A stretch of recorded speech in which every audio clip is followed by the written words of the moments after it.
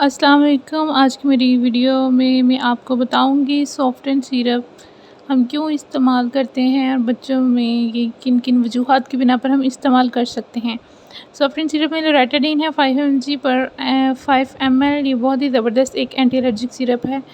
ये आप यूज़ कर सकती हैं नज़ला ज़ुकाम खांसी ये आपके को किसी भी वजह से स्पेशली अगर सीजनल वेरिएशन की वजह से आपको नज़ला ज़ुकाम खांसी है तो सॉफ्टन सिरप बहुत ही ज़बरदस्त है और इसके रिज़ल्ट्स बहुत अच्छे हैं। इसके अलावा बच्चों में एलर्जिक रिएक्शन हो जाता है, नाक में से पानी बहता है, इसके अलावा जिस्म पे रैशेस हो जाते हैं या दाने बन जाते हैं।